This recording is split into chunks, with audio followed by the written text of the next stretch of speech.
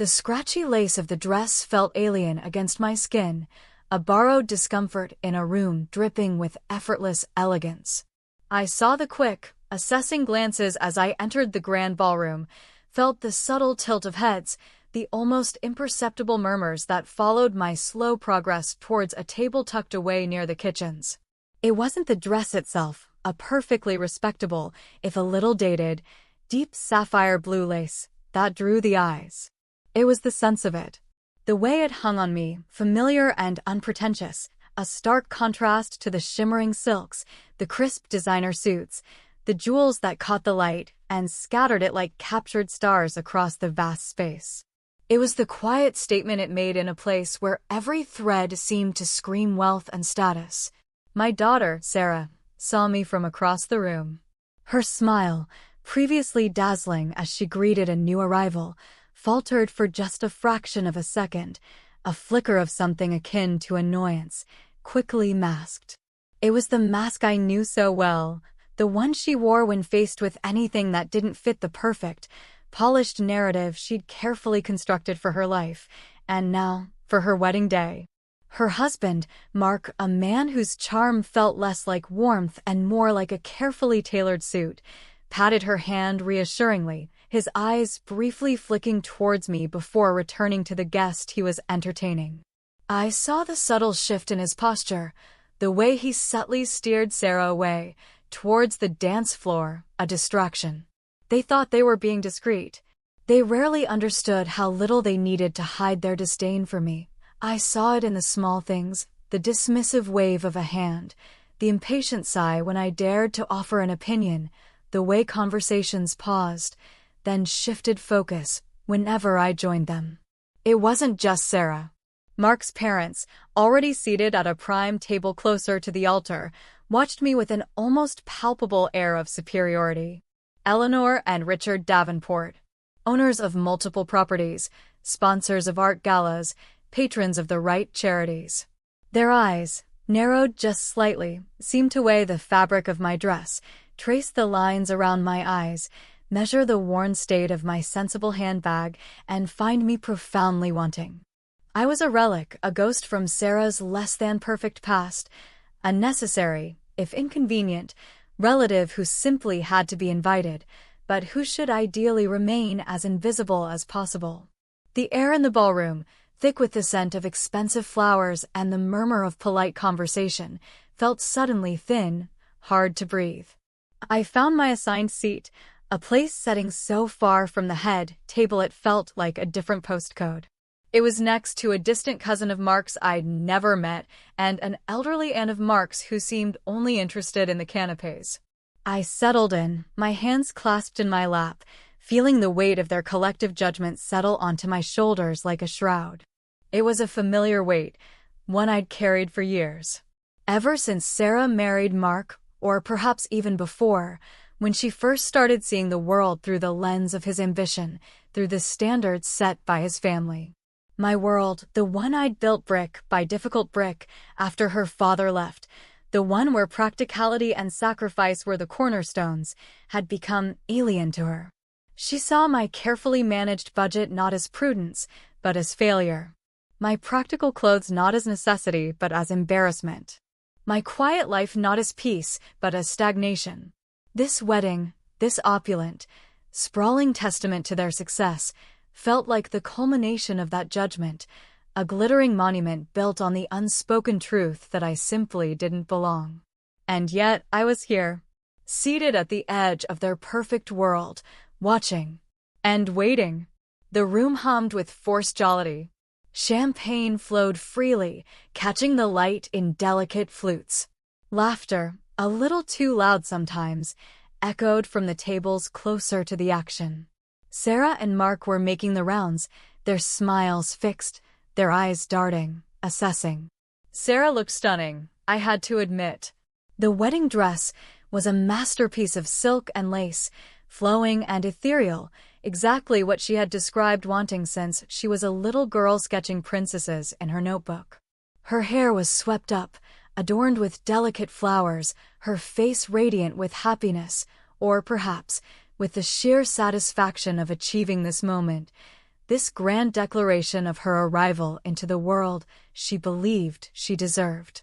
Mark, beside her, was the picture of the successful groom, confident and charming, shaking hands, accepting congratulations.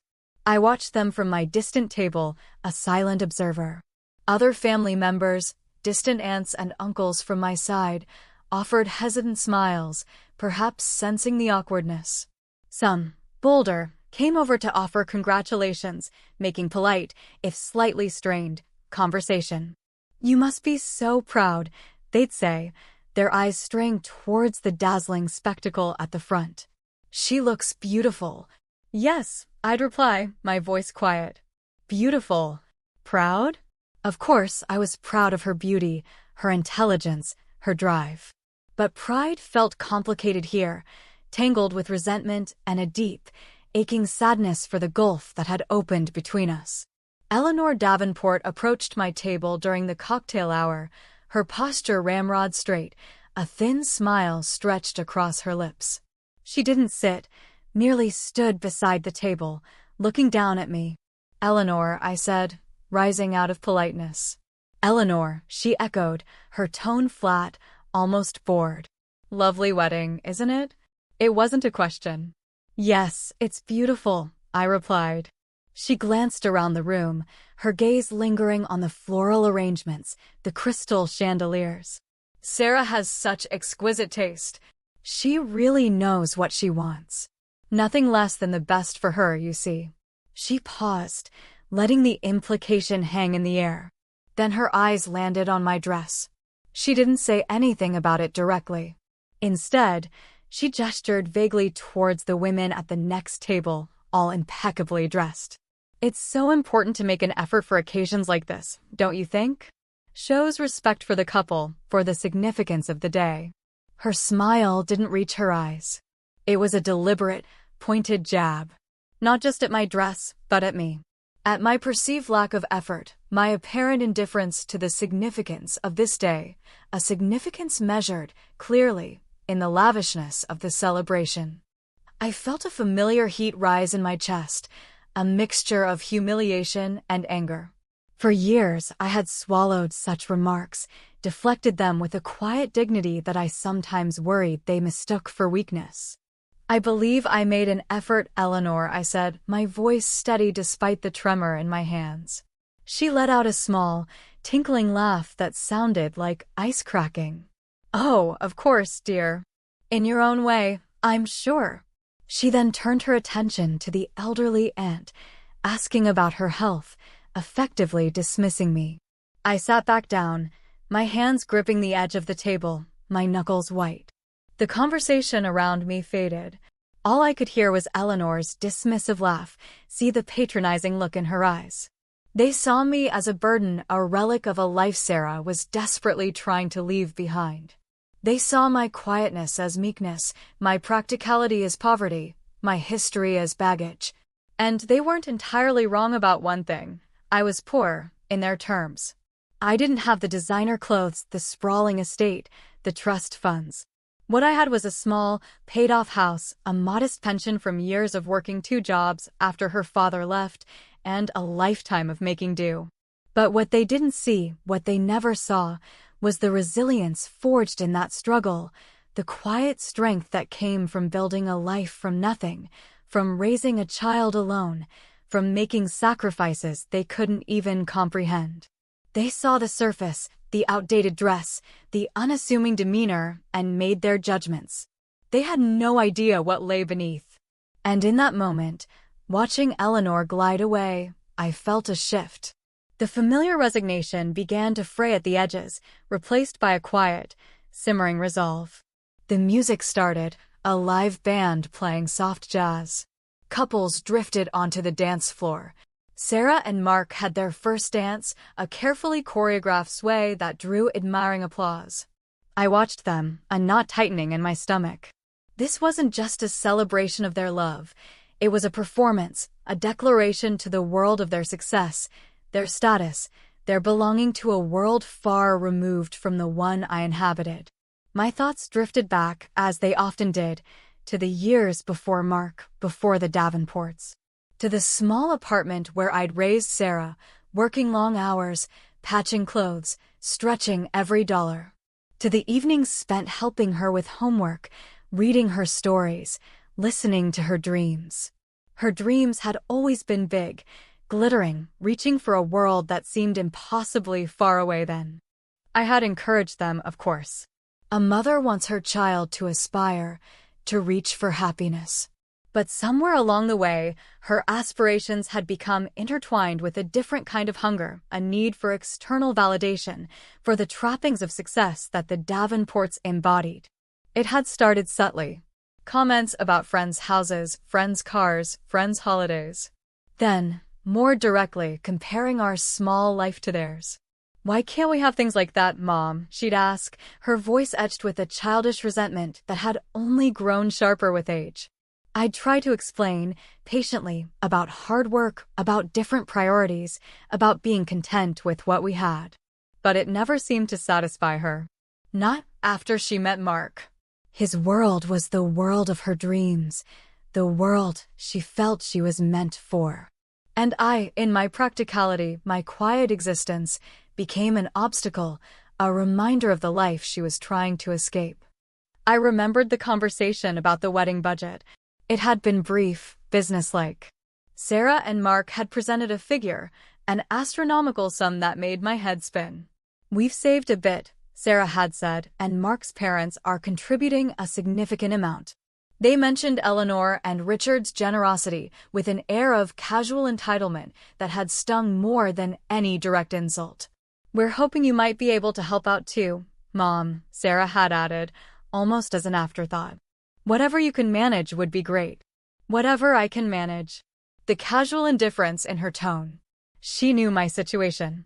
She knew I lived carefully, frugally. What did she expect? A few $100s? 1,000, maybe? Enough to cover the cost of the wedding favors, perhaps? It was a gesture, a token expectation, a box to be ticked. I hadn't committed to anything then. Just nodded, a tight feeling in my chest. Later, I had called Mark's parents.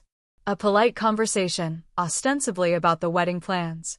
Eleanor had talked at length about their contributions, the marquee, the catering, the band. "We want Sarah and Mark to have the perfect day," she'd said, her voice dripping with magnanimity. "They deserve it." There was an unspoken implication there, too. That my contribution, whatever meager sum I might provide, would be insignificant compared to theirs, a drop in the ocean of their generosity. They were the architects of this grandeur, the true benefactors. And in their eyes, that gave them ownership, not just of the wedding, but of Sarah's future, her loyalty. They were cementing her place in their world, and subtly, or not so subtly, pushing me further out. I had listened, asked questions, feigned interest. And all the while, a plan had begun to form in my mind. A quiet, carefully considered plan born of years of being underestimated, overlooked, and dismissed. A plan that involved a truth they were entirely unaware of, a truth that had been my secret burden and would soon become my quiet strength. The house I lived in, the one I'd bought with the meager settlement after her father left and decades of saving, wasn't just a house. It was a symbol of independence, of survival, of stubborn refusal to be broken. It was debt-free, fully paid off. It was mine, and it held the key to the secret they were about to discover. As the evening wore on, the alcohol loosened tongues, and the veneer of polite society began to thin in some corners. The mocking glances became less subtle, the whispers more audible. I overheard a conversation between two of Mark's cousins near the bar. "Look at her," one muttered, gesturing towards my table with his chin. "Sarah's mom. Doesn't exactly fit in, does she?" The other chuckled. "Yeah, bit of an antique. Heard she lives in some tiny house miles away." Surprised Sarah even invited her. Tiny house. Miles away. The casual cruelty of it. They spoke as if I were an embarrassing stain on Sarah's otherwise pristine canvas. I felt a wave of nausea, the familiar sting of humiliation. But beneath it, the resolve was hardening, solidifying.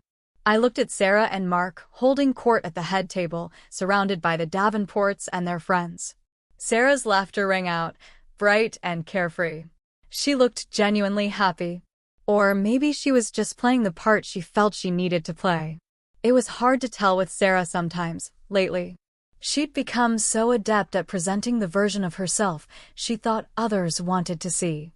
The version that fit into the Davenport world. I wondered if she ever thought about the years before this, about the sacrifices I'd made, the struggles we'd faced together. Did she remember the cold winters when I'd wrapped us both in blankets because I couldn't afford to turn the heating up high? The times I'd gone without meals to make sure she had enough? The double shifts I'd worked to pay for her school trips, her first car, her university books? Probably not. Those memories didn't fit into the narrative of the successful, privileged woman she was becoming. They were inconvenient truths, best left in the past, preferably forgotten entirely. Eleanor and Richard came over to my table again, this time with a photographer trailing them. "We're getting some shots with key family members," Eleanor announced, as if explaining a complex concept to a child. "We'd like a picture of the two mothers of the happy couple."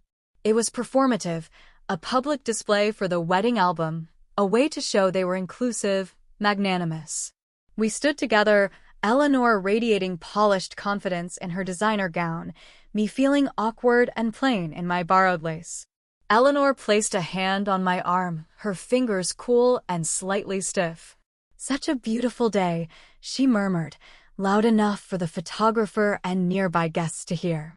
Then, she leaned in closer, her voice dropping to a low, insidious whisper meant only for me. "You know, planning a wedding like this is incredibly expensive. The venue alone, and the flowers." Sarah insisted on the rarest orchids, of course. "We wanted to give them everything, make all their dreams come true. It's a gift, you see, from us." The word gift hung in the air, heavy with unspoken meaning. A gift from them. A gift that bound Sarah to them, financially and emotionally. A gift that underscored my own inability to provide such a lavish beginning. Her eyes, hard and triumphant, met mine. "Not everyone can manage such generosity, of course," she added, her smile widening slightly. "It takes a certain level of means, a certain standing." It was a direct hit, aimed squarely at my perceived lack of means, my lower standing. The photographer snapped the picture, capturing the forced smiles, the hidden tension. As Eleanor turned away, moving on to orchestrate other photos, I felt a tremor run through me. Not of fear, but of a cold, building rage. They were so confident in their power, their wealth, their control. So sure that they held all the cards, that my place was fixed, insignificant. They saw my quietness as defeat, my reserve as weakness. They didn't understand that sometimes silence is a shield and stillness is the pause before a storm. They thought they were humiliating me, diminishing me. But in their arrogance, they had only solidified my resolve. The time for quiet endurance was drawing to a close. The time for truth was approaching. And it was going to be a truth they were entirely unprepared for. The speeches began after the meal. Mark's father, Richard, spoke first, his voice booming with self-importance. He talked about Mark's accomplishments, his bright future, his good fortune in marrying Sarah, whom he praised for her beauty and ambition, qualities that clearly aligned with the Davenport standard. He made only a brief, almost perfunctory, mention of me, Sarah's mother, thanking me for raising such a lovely young woman, a phrase that felt utterly inadequate, a footnote in his grand narrative. Then it was my turn. I had prepared something simple, heartfelt. I talked about Sarah's childhood, the joy she'd brought into my life, my hopes for her happiness. I kept it brief, knowing that prolonged attention on me was not desired. As I walked back to my table, conscious of the eyes on me, Eleanor caught my eye from the head table. She gave a tight, patronizing smile and mouthed something I couldn't quite make out, but the expression on her face, the slight tilt of her head, conveyed a clear message. "That's enough. You've done your part. Now fade back into the background." It was during Sarah's speech that the final, irreversible shift occurred. She stood beside Mark, radiant and confident. She thanked everyone, her voice clear and poised. She thanked the Davenports at length, detailing their immense generosity, their help with the planning, their unwavering support. "We couldn't have done this without Eleanor and Richard," she said, her voice thick with emotion. "They have been absolutely incredible. They've welcomed me into their family with open arms and made sure we had the wedding of our dreams. We are so grateful for everything they've given us." She looked at them, her eyes shining, full of adoration. Then she turned slightly, her gaze sweeping over the other tables, landing briefly on mine. "And of course," she added, her tone shifting, becoming slightly strained, almost performative, "thank you to my mother for being here today." She didn't mention any help I might have given, any sacrifices I'd made. Just for being here. And then, she added the words that broke something inside me, something that had held firm through years of neglect and dismissal.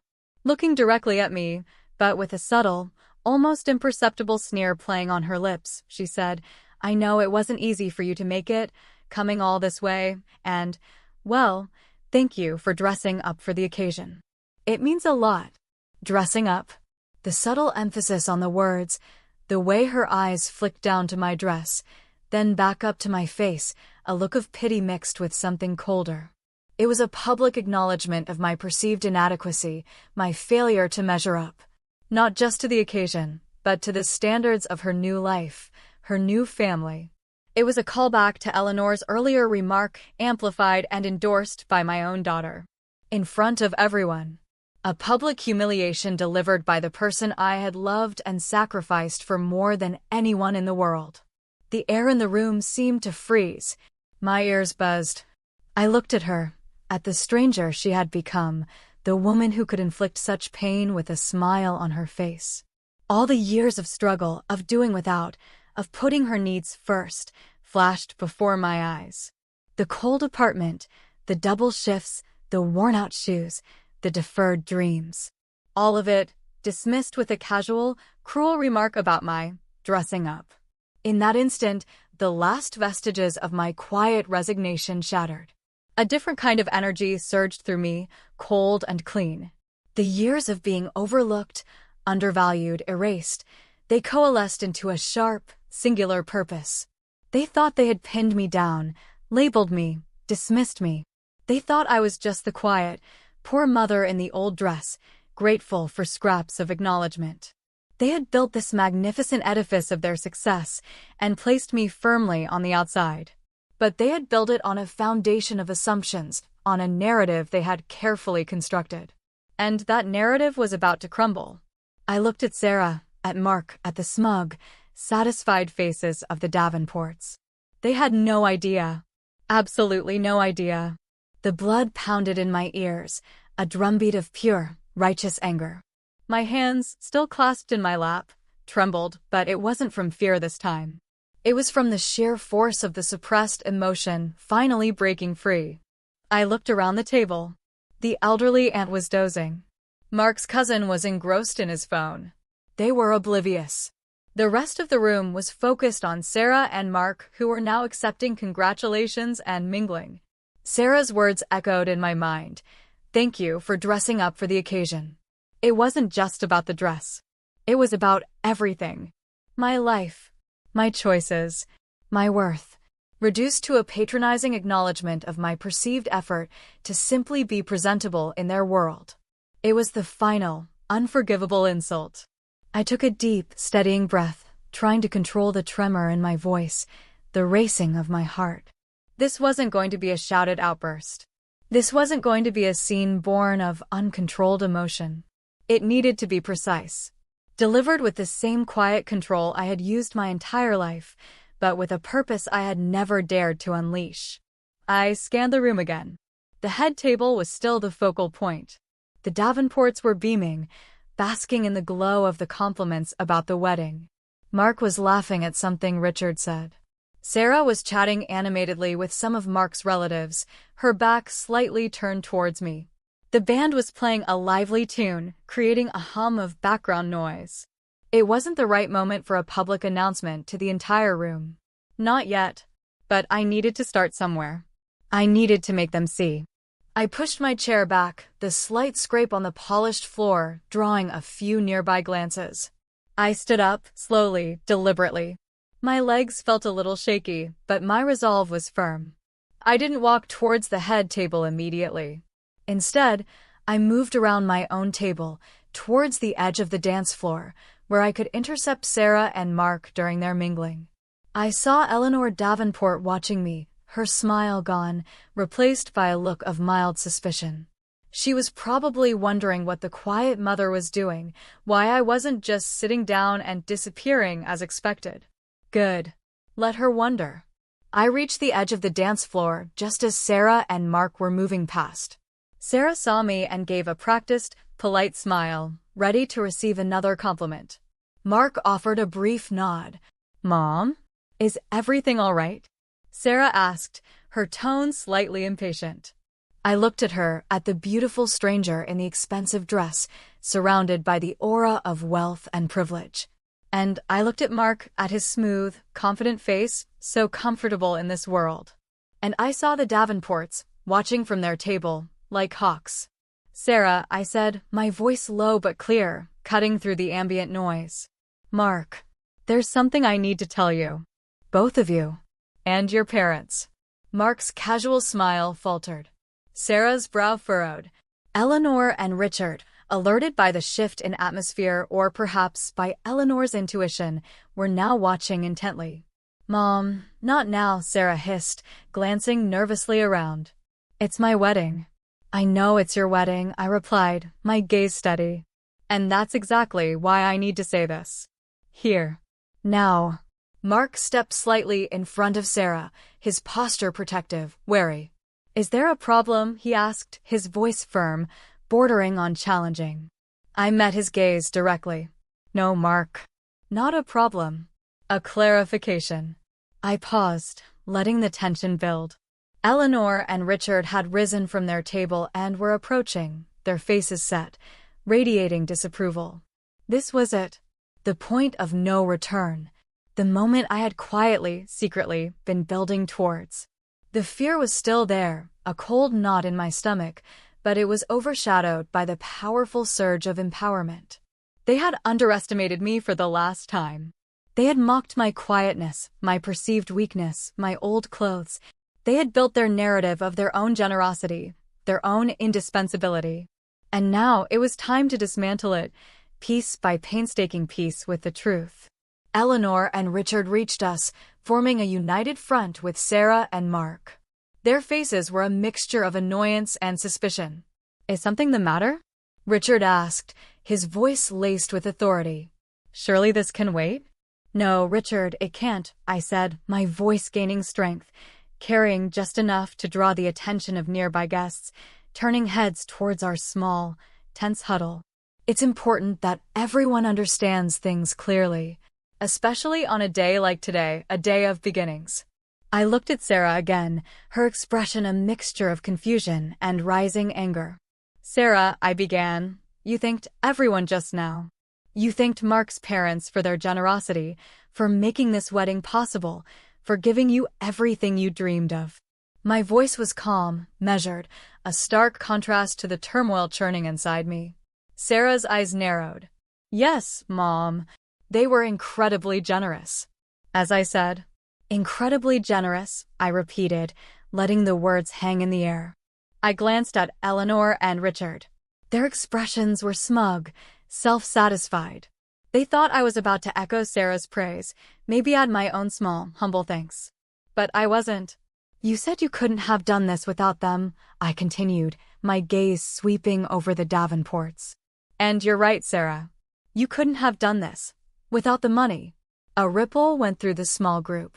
Mark shifted his weight. Eleanor's smile tightened. Richard's face hardened. "What exactly are you implying?" Eleanor demanded, her voice sharp. "I'm not implying anything, Eleanor," I said, meeting her gaze directly. "I'm stating a fact. This wedding, this beautiful, dream wedding, I gestured around the opulent ballroom. It cost a considerable sum of money. A sum that you, Sarah, and Mark, and even you, Eleanor and Richard, seem to believe came primarily from your family. From the Davenport generosity. I paused, taking another breath, feeling the eyes of the nearby guests on me, sensing the shift in the energy of the room. The music seemed to dim slightly, the surrounding conversations falter. You spoke about standing, I said, turning back to Eleanor, a faint smile touching my lips. About the level of means required for such a display. You looked at my dress, you looked at me, and you made assumptions. My voice was steady now, infused with a quiet power that felt entirely new, entirely mine.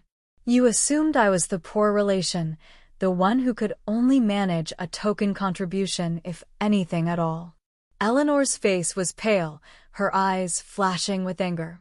How dare you, she began, but I cut her off, my voice rising just slightly, enough to carry further. I dared because the truth matters.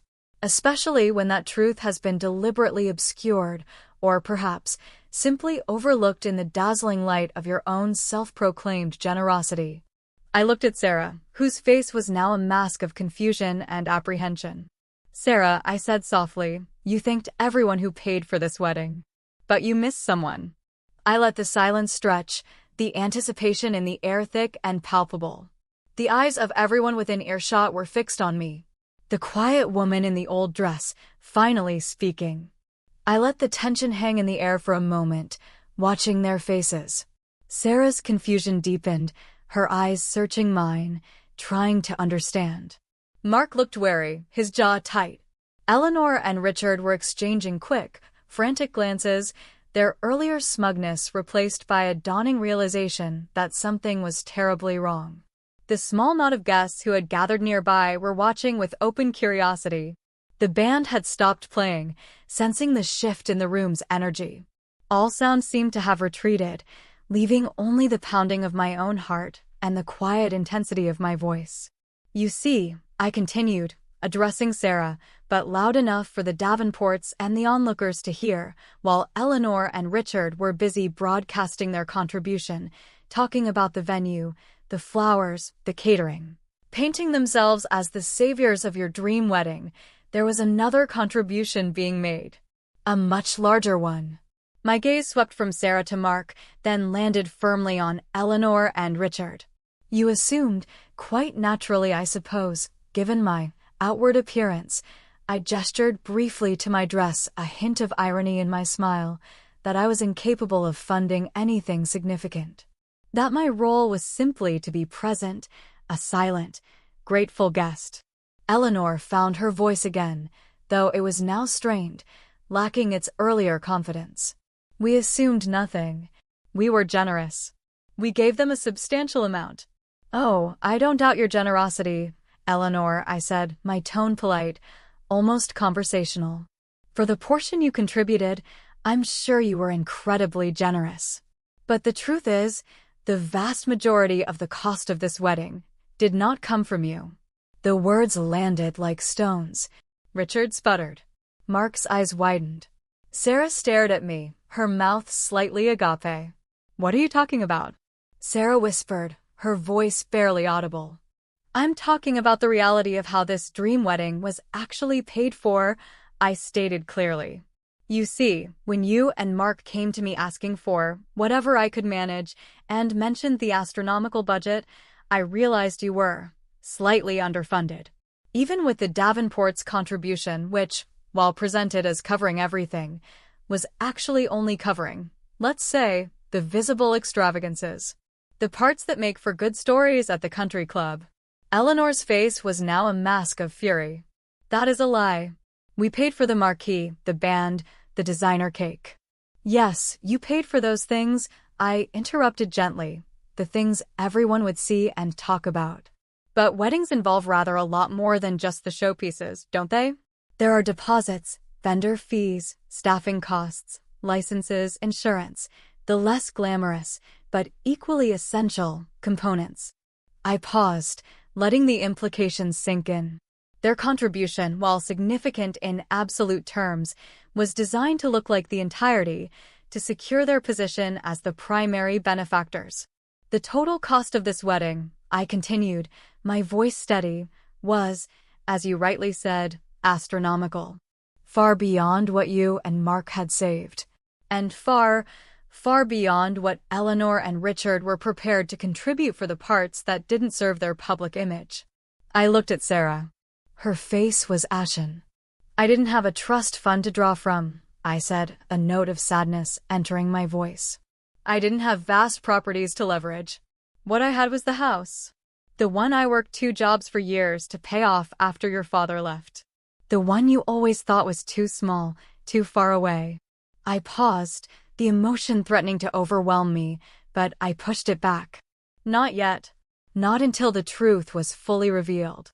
I sold that house, Sarah. My home. The only significant asset I had.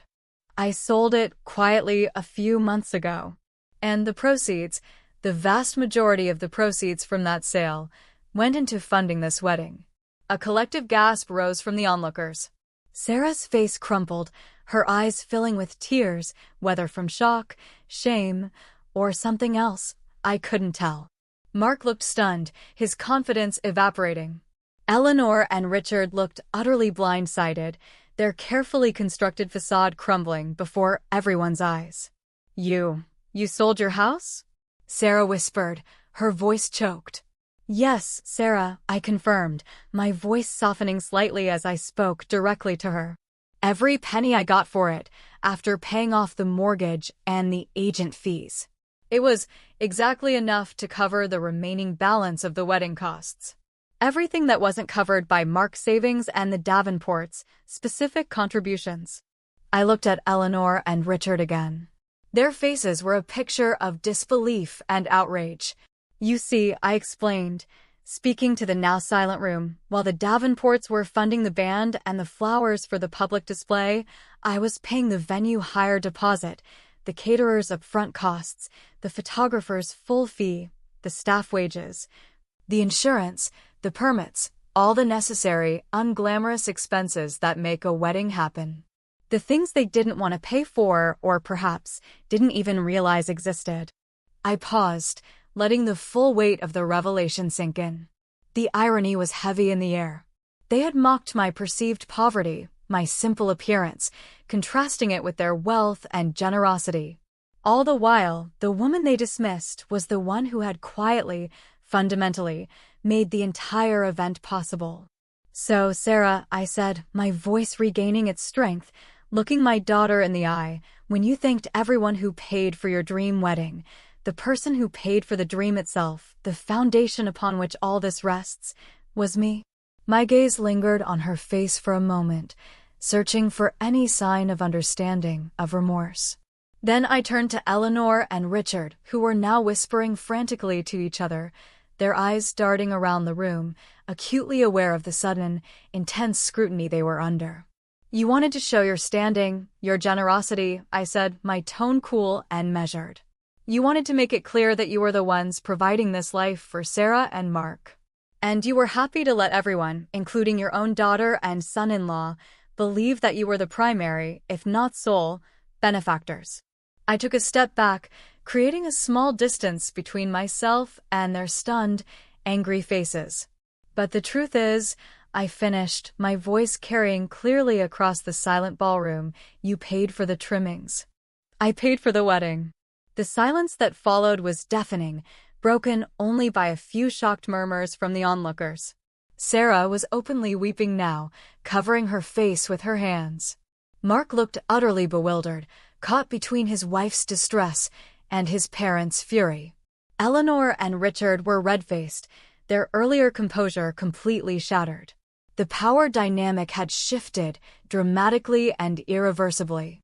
The quiet, dismissed mother in the old dress was no longer invisible. She was the woman who had held the strings all along and had just chosen to reveal it in the most public way possible. The air crackled with the fallout of the exposed truth. The silence stretched, thick with shock and disbelief. Then, the dam broke. How could you? Eleanor shrieked, her carefully cultivated composure cracking completely. Her face was contorted with rage, the mask of politeness gone. How dare you do this? On their wedding day. Richard, recovering slightly, stepped forward, his voice low and menacing. This is preposterous. A lie. You have no proof. Oh, but I do, Richard, I said calmly, reaching into my small handbag. I pulled out a slim stack of papers, held together with a clip. Here are the invoices, the contracts, the bank statements showing the transfers. Every payment made, dated and accounted for. All paid from the funds received from the sale of my house. I've kept meticulous records. I didn't hand them over immediately, just held them up, a tangible symbol of the truth. Their eyes, and the eyes of the onlookers, were fixed on the documents. The weight of evidence, simple and undeniable. Sarah lowered her hands, her face tear-streaked, looking from the papers to me, her lip trembling. Mark finally found his voice, directed at his parents. Is this true? You didn't pay for everything? You let us believe. Eleanor whirled on him, her fury momentarily redirected. Of course we didn't pay for everything, Mark. No one pays for everything. There are always incidentals. But we paid for the significant parts. The important parts. Her attempt to salvage the situation was pathetic, desperate. The significant parts were the ones everyone would see. As I said, I interjected quietly, my voice cutting through her frantic blustering. And the most significant part of all, the very foundation of the event, was funded by me. While you were busy congratulating yourselves on your generosity, I was ensuring the lights would stay on and the food would be served. I looked back at Sarah, my heart aching despite the triumph I felt. Sarah, I said, my voice softer now, tinged with sadness. You spoke about the cost, the effort. You saw my dress, and you judged. You didn't see the years of effort, the lifetime of saving, the ultimate sacrifice I made to give you the only thing I had of significant value. Not to buy your love or your loyalty, I glanced pointedly at the Davenports, but because I wanted you to be happy. Even if that happiness seemed to require entry into a world that had no real place for me. My words hung in the air. The initial shock was giving way to murmurs among the guests. Faces showed a mixture of sympathy, astonishment, and disapproval directed towards the Davenports. Eleanor and Richard were cornered, their carefully constructed image of benevolent patrons shattered in an instant. Their wealth, their status, which they wielded like weapons, suddenly seemed vulgar and meaningless compared to the quiet, profound sacrifice I had revealed. They had banked on my silence, on my perceived weakness. They had built their narrative on the assumption that I was negligible, a non-entity. And I had, in one quiet, devastating act, flipped the script entirely. I hadn't just revealed the truth about the wedding's funding. I had exposed their arrogance, their superficiality, their willingness to take credit for a sacrifice they didn't make and couldn't possibly comprehend. The power dynamic wasn't just inverted, it was obliterated. The humiliation was palpable. Eleanor and Richard stood frozen, their faces a study in mortification and fury. Mark looked bewildered, caught in the crossfire. Sarah was sobbing openly, whether from genuine distress or the realization of the public spectacle. I couldn't be sure. The murmuring among the guests had escalated into outright chatter. People were pointing, whispering, their gazes flitting between me and the head table. The perfect, polished veneer of the Davenport wedding had been irrevocably cracked. You calculating woman. Eleanor finally spat out, her voice low and vicious, completely devoid of the earlier elegance. Doing this, now? What kind of mother are you? I'm a mother, I replied, my voice firm, who finally decided she wouldn't be erased. A mother who wanted her daughter to have her dream, even if that dream seemed to require forgetting where she came from. And a mother who realized that sometimes the quiet sacrifices are the most easily overlooked and the most crucial to acknowledge. I held up the documents again, a silent, irrefutable testament. You valued status, Eleanor, I continued, my gaze steady. You valued appearances. You wanted everyone to see the Davenport name attached to every expensive detail. You were so focused on claiming the credit for the spectacle that you failed to see the foundation it rested on. You saw my old clothes and assumed poverty. You didn't see the years of hard work that paid off a house, or the willingness to give up that security for the sake of my child's happiness, however misguided her understanding of that happiness might be. Richard stepped forward again, attempting to regain some control. This changes nothing. We still contributed. Our name is on the invitations on the seating chart. Your name is on the invitations, yes, I conceded, and your money paid for the parts you wanted people to admire. But my money paid the bills that kept the lights on, the food coming, the event running. Your money bought the paint. My money built the house. I took a breath, the adrenaline beginning to subside, leaving behind a profound weariness. The satisfaction I felt was bittersweet, tainted by the pain on Sarah's face. This wasn't just about exposing the Davenports.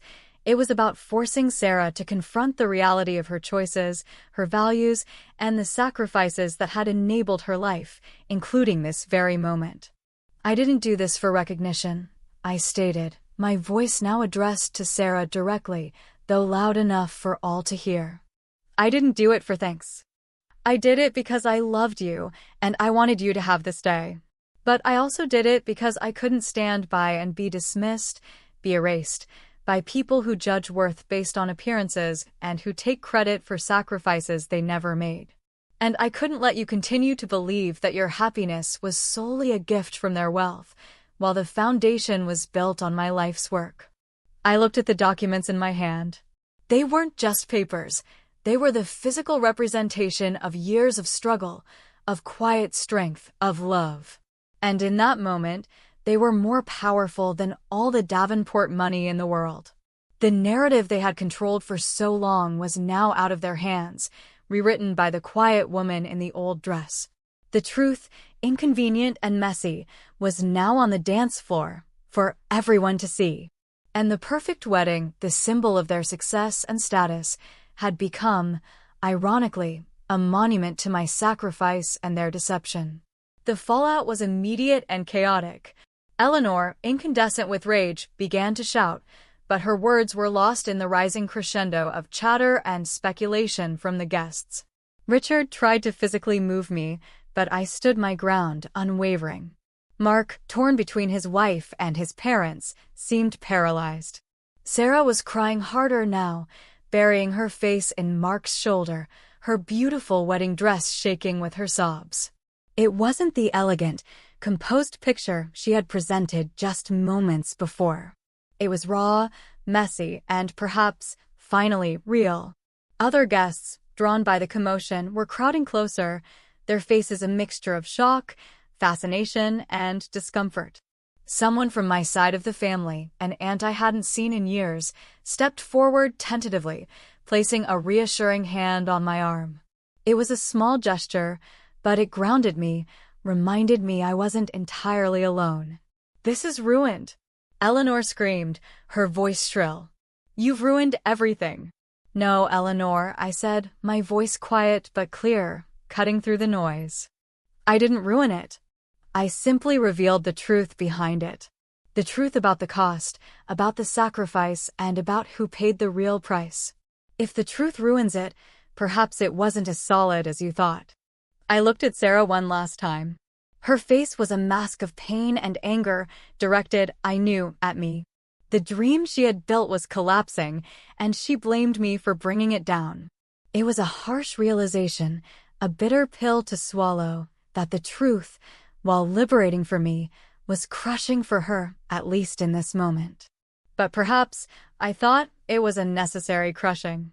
Perhaps only by seeing the true cost, the true sacrifice, could she ever begin to understand the value of things that couldn't be bought or displayed. I turned away from the scene of their unraveling. My work here was done. I had said what needed to be said, revealed what needed to be revealed. The quiet woman in the old dress had spoken, and her words had shaken the foundations of their carefully constructed world. I walked slowly back towards my table, through the murmuring crowd, feeling the weight of their gazes, but no longer feeling the weight of their judgment in the same way. The borrowed lace dress felt different now. It wasn't a symbol of my perceived lack, but a testament to the quiet strength I possessed, the resilience that had allowed me to make the sacrifices I had made, and the courage to finally stand up for myself. I didn't need their approval. I didn't need their acknowledgement of my worth. I knew my worth. It wasn't measured in designer clothes or sprawling estates. It was measured in years of hard work, in selfless love, in the quiet dignity I had maintained even when faced with disdain. It was measured in the monumental secret I had carried and the power I had wielded in revealing it. I reached my table and gathered my small handbag. The elderly aunt was now wide awake, looking utterly bewildered. Mark's cousin had put his phone down, his eyes wide with shock. I gave them a small, weary smile. "I think I'll be leaving now," I said softly. There was no need to stay. The celebration had effectively ended for me and for the Davenports. The air was thick with the bitter taste of exposed truth and shattered illusions. As I walked towards the exit, I could still hear the raised voices, the sounds of the argument breaking out between Sarah, Mark, and the Davenports. It was the sound of their world fracturing, of the perfect picture splintering into 1,000 jagged pieces. I felt a pang of sadness for Sarah, for the pain I had caused her.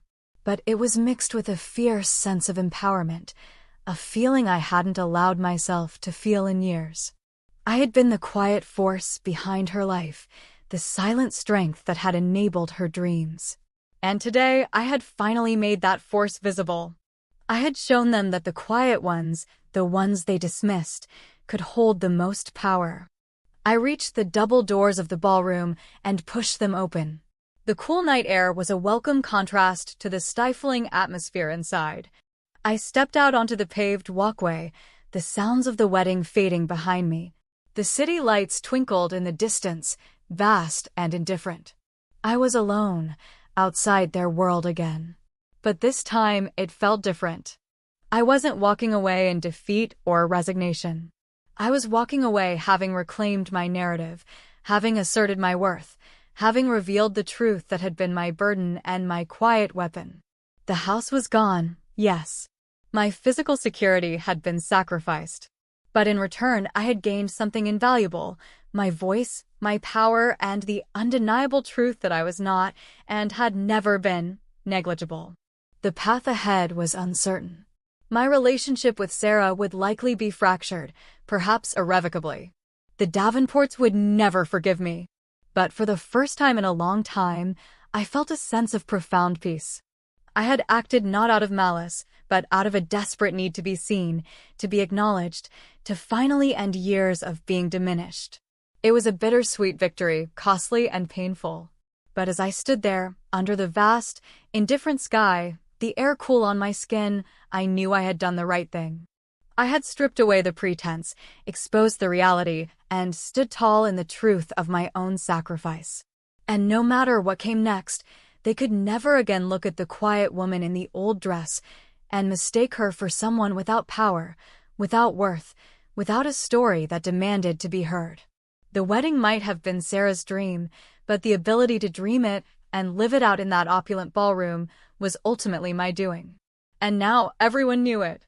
I began to walk, not towards my old house, which no longer existed, but towards whatever came next, lighter, stronger, and finally, undeniably, seen.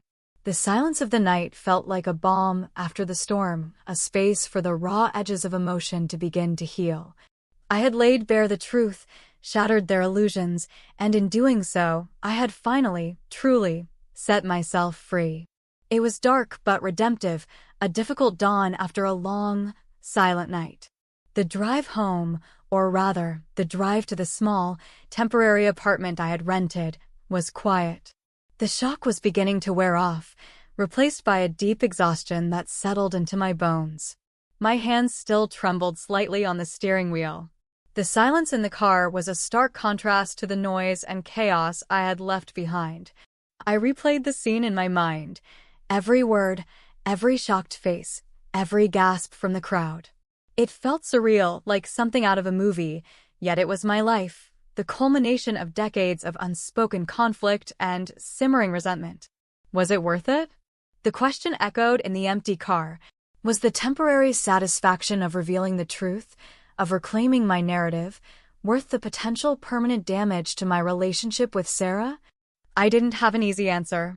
My heart ached for the daughter I had lost somewhere along the way, the one who had become so entangled in a world that valued superficiality above all else. I had hoped, perhaps foolishly, that seeing the extent of my sacrifice, the foundation of love and hard work upon which her life was built, might shake her, might make her see things differently. But the look on her face had been pain, yes, but also anger. Anger at the disruption, at the exposure, at having her perfect day tarnished by the inconvenient truth of my reality. She hadn't seen the love, she had seen the embarrassment. She hadn't seen the sacrifice, she had seen the scene. And that, more than anything, solidified the gulf between us. The Davenports. Their fury had been immense, terrifying in its raw power. But it was the fury of the disarmed, of those who suddenly find their most potent weapon, their perceived status and generosity, rendered useless. They had relied on their ability to control the narrative, to present themselves as benevolent saviors. And I had simply, quietly, pulled back the curtain. Their future interactions would be interesting. Would they try to discredit me? Spin their own version of events? Of course they would. That was their nature. But the physical evidence, the papers I still held in my hand, would remain. The truth, once revealed, could not be easily stuffed back into Pandora's box. The house. I thought about the small, familiar rooms, the worn armchair by the window, the garden I had nurtured for years. It was gone. Sold. Liquidated for a few hours of opulent display. There was a profound sadness in that realization, a sense of loss that went beyond the bricks and mortar. It was the loss of security, of familiarity, of the physical embodiment of my independence. But in losing the house, I had gained something less tangible but perhaps more valuable. I had gained my freedom from their silent judgment, their quiet dismissal. I was no longer the woman who lived in the tiny house miles away. I was the woman who had funded the Davenport wedding. It was a different kind of label, one that carried its own weight, its own power. It was a power I hadn't sought, hadn't even realized I possessed until I was pushed to the brink. And now that I had wielded it, there was no going back. The path ahead was uncertain, stripped bare of the familiar comforts of the past. But for the first time in a long time, I felt a sense of agency. I had made a choice, taken control of my story, and faced the consequences head-on. The silence in the car was no longer just emptiness. It was the quiet hum of a new beginning, a space for reinvention, built not on opulence or status, but on the hard-won knowledge of my own strength and resilience. The old clothes felt less like a burden now, more like a uniform of quiet victory. I had come to their grand stage in my truth, and that truth had been more powerful than any performance they could ever orchestrate.